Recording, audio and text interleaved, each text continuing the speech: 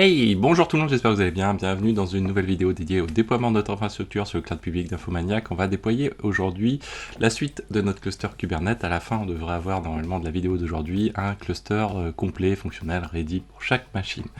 Donc on va poursuivre par rapport à la vidéo précédente. Alors il est un peu tôt le matin ici, j'ai prévu mon petit café en guise de petit déj parce que j'ai un réseau qui est assez lent, donc vous verrez, il est probable qu'à certains moments je fasse une petite accélération pour éviter les problématiques liées à une fibre un peu lente. Alors c'est pas une fibre, c'est une 5G d'ailleurs.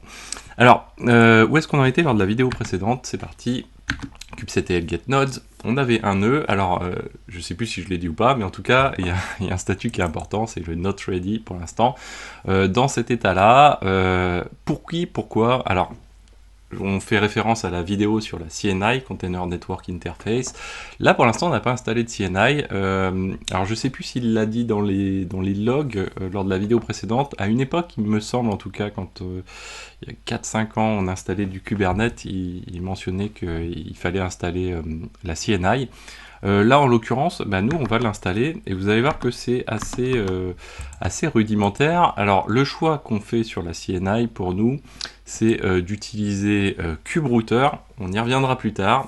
Ça apporte, il est simple comme outil et il apporte à peu près tout ce qu'il faut de manière simple pour la prise en main de Kubernetes pour une première fois. Alors, je vais sortir du mode slide ici. On va reprendre, donc là si vous voulez tous les éléments, n'hésitez pas à aller dans la description, toujours le dépôt 87 aujourd'hui. On va faire référence au dépôt 86 pour finir d'installer les autres masters après.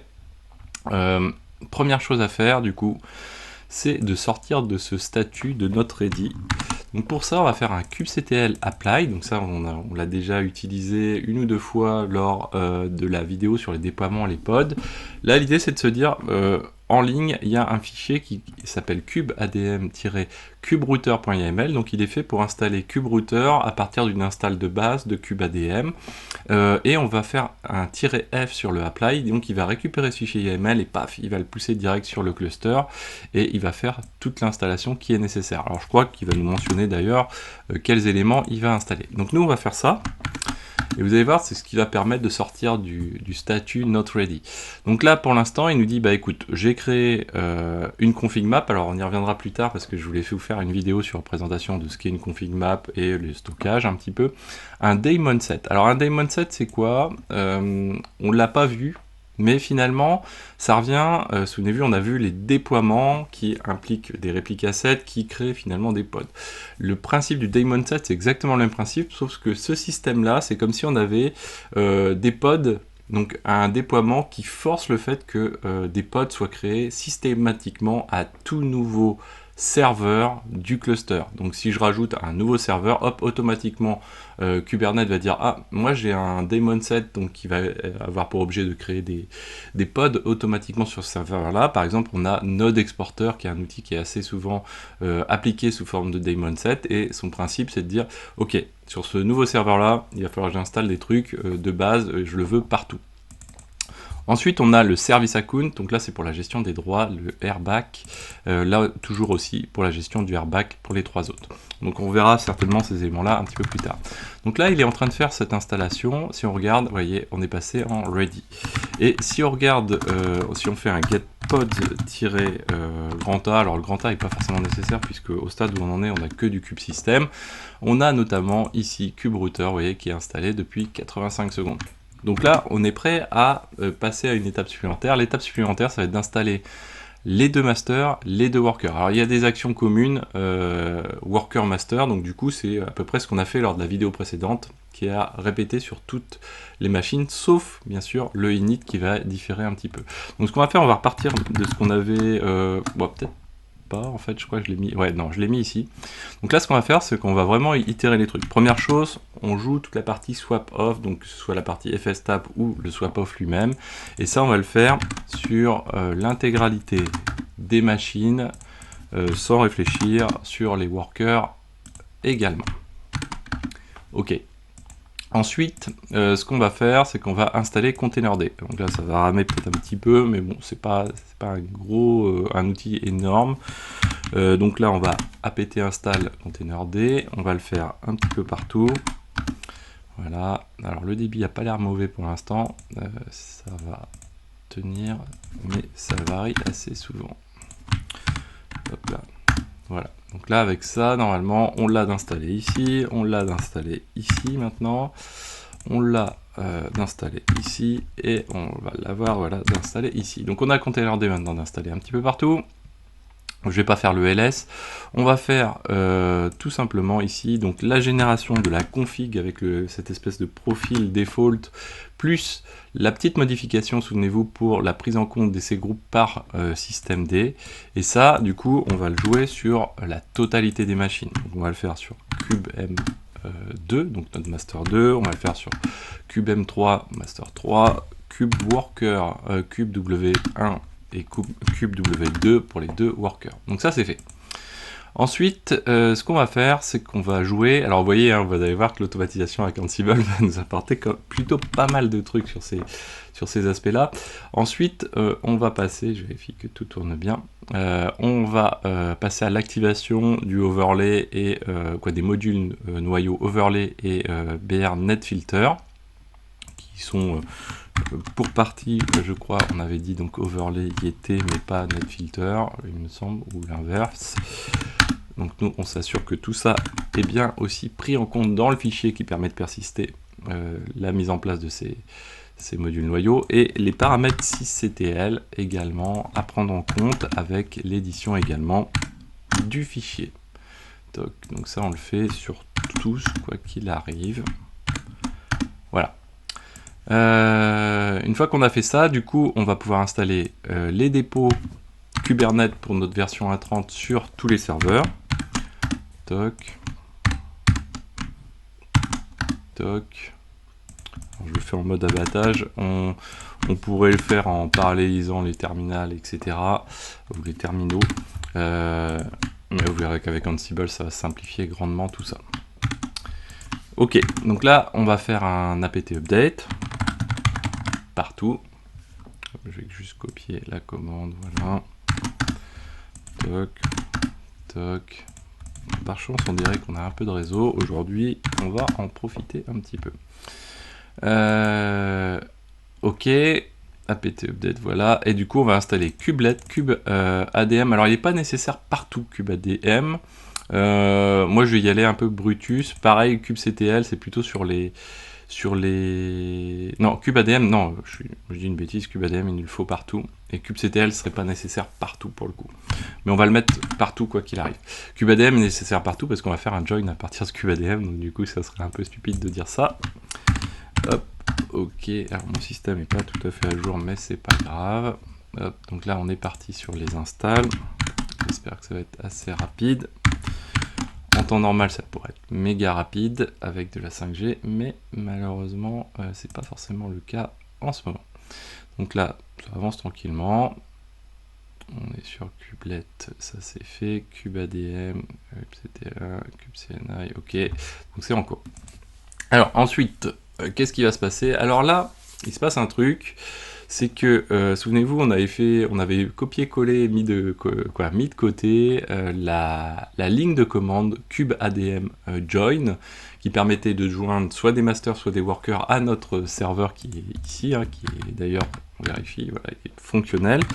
Mais ce qui se passe, c'est qu'il y a un délai pour ce token, finalement, pour la validité de ce certificat token, de 2 heures par défaut. Je vais voir un petit coup. Et donc il va falloir le régénérer parce que moi on est juste la journée d'après. Alors c'est pas compliqué, du coup c'est l'occasion en plus de vous mettre les commandes qui vont bien pour se dépatouiller quand c'est comme ça, quand on veut rajouter un master, quand on veut sortir un master, recréer un, etc. Donc c'est l'occasion d'en parler un petit peu de tout ça. Première chose, on va faire un kube ADM init phase upload cert. Donc là ça va rafraîchir les certificats. Donc on va le faire tourner sur notre master qui est existant. Là il nous dit écoute, tu vas pouvoir utiliser une clé de certificat qui est celle-ci maintenant. Ok, très bien. Et on va lui dire bah écoute, tu vas nous créer nous créer un token et nous afficher la ligne de commande de join vis-à-vis de ce token. Hop, que je remonte pas trop non plus, voilà. Toc, voilà. Donc là il nous fournit cette ligne de commande là. Et nous, on va l'utiliser, plus on va lui rajouter des petites choses. Donc on va se mettre sur un des premiers masters ici. Voilà. On va faire comme ceci. Donc première chose, il me faut cette ligne de commande avec le token qui est là, le discovery token c'est assert, donc le hash pour checker les choses, et puis également il va nous falloir 2-3 petites choses. Il va nous falloir l'IP. Alors pourquoi il nous faut l'IP? Très important. Alors on va faire juste d'abord ceci. Alors ouais, ce que je vais faire, je vais d'abord pooler les images sur les masters, de manière à ce qu'on n'y passe pas 10 ans. Et pendant qu'il fait ça, hop, voilà, on va pooler les images sur les masters, de manière à ce que sur les workers, il n'y a pas de souci, mais sur les masters, qui ne passent pas trop longtemps. Derrière, donc du coup, on va avoir cette ligne de commande qui est importante. Alors, on peut se mettre... On va se mettre comme ceci. On va faire comme si on était dans les machines sur lesquelles on veut faire tourner notre truc. Je le mets en commentaire. Donc première chose, donc du coup, on va récupérer cette ligne de commande kubeadm join. La simple différence entre master et worker, ça va être derrière le fait d'utiliser l'option ---- control plane. Sur les masters, on va jouer ---- control plane. Sur les workers, on ne jouera pas le ---- control plane. Vous voyez, ça a été assez vite pour télécharger les images, cool. Donc la première chose à faire, ça va être d'alimenter cette ligne de commande. Alors, première chose, on a toujours notre petit souci de Vagrant, qui est de dire, ok, expose-moi la bonne IP qui va bien pour Vagrant. Donc du coup, pour faire ça, on va se repositionner ici. Où est-ce qu'elle était ma ligne de commande? Ah, ben je ne l'ai pas intégralement copiée. Ok, pas grave. Donc on la récupère. Voilà, ici. Et derrière, on va lui coller ceci. On va lui dire du coup --advertise, API server advertise. Et là, en l'occurrence, on va lui passer $IP parce que ce qu'on va faire, c'est qu'on va générer, comme on avait fait lors de la vidéo précédente, l'IP, mais on va le générer cette fois-ci un peu plus à la volée. Ensuite, on va lui passer donc le fameux certificate key que l'on a récupéré tout à l'heure avec le upload cert. Ah, décidément, à chaque fois, je vais au mauvais endroit. Donc égal, et ici on va récupérer, voilà, using certificate key, pour lui dire qu'on va utiliser cette clé-ci. Et enfin, du coup, on va control plane, puisqu'on va être sur les masters. Alors, première chose, c'est qu'on va d'abord générer le contenu de notre variable d'IP, parce que sinon on va avoir un petit souci. Donc ici, toc, notre variable d'IP, elle vaut ça. Ici, elle vaut ça. Donc j'ai fait un hostname-i, j'ai pris le deuxième élément de hostname-i, qui est cette IP là. Ok. Donc avec ça, on est pas mal. Et donc du coup, ce qu'on va faire, c'est qu'on va joindre le premier master. Alors les masters, on va y aller tranquillou, on va les faire un à un. De toute façon, on va tous les faire un à un, parce qu'avec le débit que j'ai, c'est pas forcément très intéressant. Et on va lancer tout ça. Donc le fait d'avoir téléchargé les images avant, ça va aller beaucoup plus vite du coup à tourner, parce que sinon il fait le téléchargement d'images, il est capable de le faire lui-même. Là il check, vous voyez, etcd, est-ce que ça répond pas, est-ce qu'il y a un leader ou pas, etc. Alors cette commande-là, elle n'est pas forcément nécessaire. Sur les masters, ça vaut le coup de le faire, parce que ça permet de toujours avoir une commande kubectl qui peut être fonctionnelle sur un des trois masters. Ça c'est plutôt assez sympathique. Ensuite, donc du coup, tac. Donc notre commande, celle que j'ai jouée en dernier, là, c'était juste le copier-coller finalement du kubeconfig, donc du fichier qui contient le certificat pour kubectl. Ici, on est prêt également, donc on va installer aussi. Alors, ce qu'on peut faire avant que ça arrive, on se dépêche, c'est kubectl getNode. Vous voyez, j'ai mon deuxième master qui est bien arrivé. Cool. Donc le troisième va pas tarder à arriver. Voilà, il est en train d'arriver, il est not ready, c'est normal, l'installation est encore en cours, voilà, là il vient de terminer normalement, donc juste modulo quelques secondes, il devrait être ready à un moment donné, not ready. Alors il faut le temps qu'il télécharge l'image ou les images qu'il a, non, les images il les a déjà, mais il faut le temps qu'il rejoigne ses copains. Donc là on a nos trois masters qui sont fonctionnels, ça c'est plutôt cool. On peut les checker en mettant -o_wide pour avoir le plus d'éléments possible, et après on avait vu qu'on peut faire un kubectl describe sur chacun des nœuds pour avoir encore plus de détails sur les nœuds. Donc là on retrouve, vous voyez, les versions similaires, heureusement, dans notre cas de figure. Maintenant, ce qu'on va faire, c'est qu'on va rejoindre aussi les workers. Alors, je ne sais plus si j'ai récupéré les IP.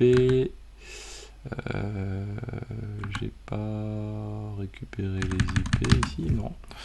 Donc on va prendre, peu importe lequel, les deux d'ailleurs, on va les faire. On n'a pas besoin de poulet parce que sur les workers, il n'y a pas autant d'images que sur les masters, bien sûr, parce qu'on a vu lors de notre architecture Kubernetes que sur les workers, c'est beaucoup plus épuré. On a notre kubelet, notre kube proxy, et ça s'arrête à peu près là. On va dire, c'est pas tout à fait complètement ça. Derrière, du coup, on va retrouver notre ligne de commande ici, mais on va la lancer cette fois-ci sans control plane à la fin. Et on va la lancer sur les workers, c'est mieux. Voilà, sur notre premier worker ici, donc c'est parti. Hop, donc lui on devrait le voir arriver ici, je vais quand même checker, voilà. On va pas se mettre en wide, voilà, toc. Donc lui, il est not ready pour l'instant, mais juste le temps qu'il ait ses petits copains qui s'installent dessus. Et puis on va faire pareil, du coup sur le deuxième worker, toc, toc. C'est parti. Donc il start le kubelet. Vous voyez que c'est beaucoup plus succinct sur les workers. kubectl get node. Donc là, le premier qu'on vient de faire est ready également. Donc ça c'est cool. Celui-ci, ça va pas tarder. Il faut le temps qu'il télécharge juste une ou deux images. Je ne sais pas si j'ai le temps d'aller chercher les pods pour voir qu'est-ce qu'il est en train de faire. Voilà, on voit que c'est l'installation de KubeRouter et KubeProxy qui met un petit peu de temps, le temps qu'il télécharge l'image de KubeProxy, parce que là sur les workers on n'a pas téléchargé à l'avance les images, et puis le KubeRouter, bien sûr, puisqu'en fait on a ce principe de daemon set, donc on ne télécharge pas les images, c'est Kube lui-même qui va dire écoute, tu veux avoir un daemon set, il y a un daemon set qui existe pour KubeRouter.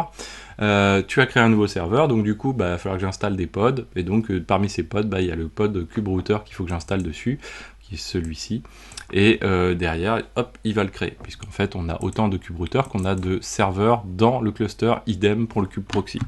Donc si je fais un kubectl get pod, voilà, tout est up là, c'est parfait, on n'a rien qui est en mode, vous voyez, un peu bancal, qui serait soit pas running en restart par exemple, soit avec des restarts trop importants. Là, les seuls restarts que l'on a, c'est sur le KubeMaster 1, mais c'est normal que ce soit un restart, puisqu'en fait, je l'ai arrêté hier, je l'ai redémarré tout à l'heure, donc du coup, hop, les containers sont devenus up, et du coup, on a un restart assez logiquement. Et voilà, du coup, on a nos 5 serveurs au sein de notre cluster. On peut faire aussi un kubectl describe node cube m1 par exemple. On va reprendre notre 1. Et là, alors bon, lui c'est pas forcément le meilleur exemple peut-être parce qu'on doit avoir 2 fois le start, mais c'est pas grave.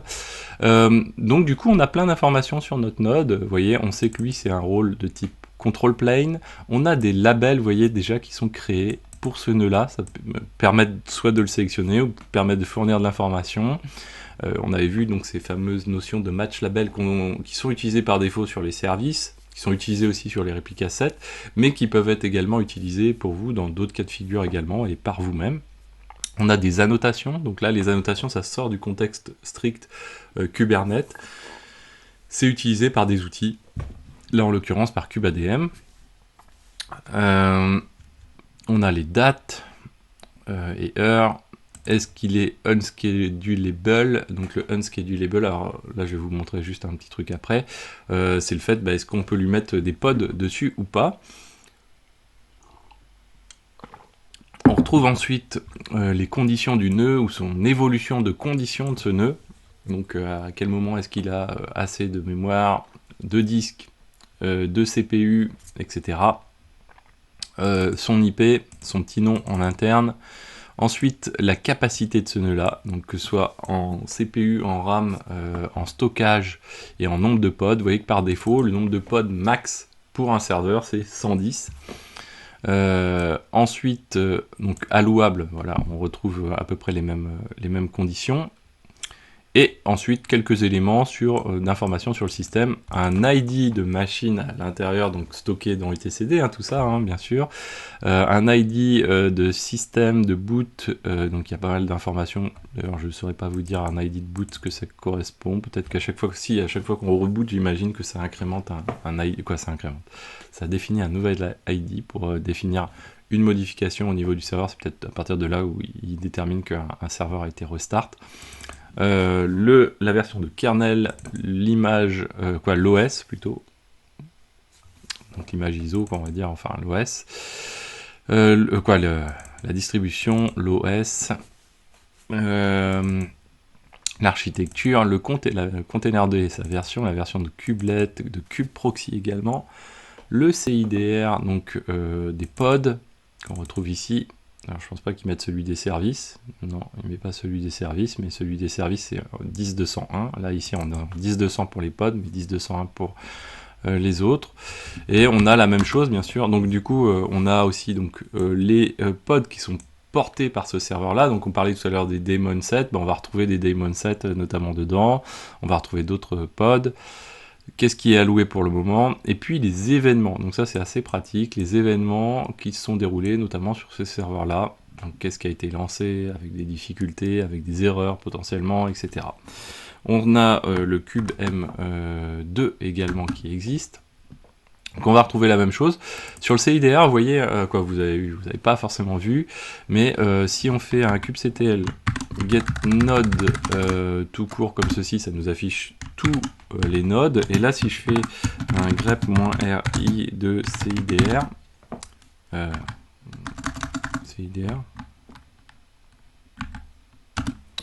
ce que je voulais juste vous afficher, c'est que en fonction de chacun des serveurs, oui, CIDR, il aurait dû le trouver, on a du 10.200.4, donc des /24 pour chaque serveur, 10.200.3, 10.200.2, 10.200.1 et 10.200.0. Donc vous voyez que tout de suite, hein, le réseau est pris en charge, tout ça bien sûr avec notre fameuse CNI Kube Router. Voilà, donc on a fait le tour pour aujourd'hui, cette installation. Là, pour l'instant, on est en mode bricolage, entre guillemets, parce que derrière, le but, ça va être de se faire ça avec Ansible. Donc ça va durer 2-3 vidéos, je pense, pour le faire avec Ansible. Ça va être extrêmement intéressant, parce qu'il y a des cas d'usage qui sont importants, parce que vous voyez que nous, on a mis l'ordre qu'on voulait dans tout notre petit bazar ici, on a fait ça à la main. Mais il va falloir reproduire un peu le même schéma finalement avec Ansible, c'est-à-dire checker si on a un master principal qui a été initialisé, récupérer des informations, le join, etc. Donc ça va être assez sympathique à faire. Ça va nous permettre de découvrir de nouvelles choses avec Ansible qu'on n'a pas vu jusqu'ici. Donc n'hésitez pas à vous abonner pour ne pas manquer les prochaines vidéos. Cliquez sur rejoindre si vous voulez soutenir le travail, soutenir la chaîne, m'aider à acheter des bouquins, etc. Et moi je vous dis à très bientôt sur Xavki. Ciao à tous et bonne journée à tous.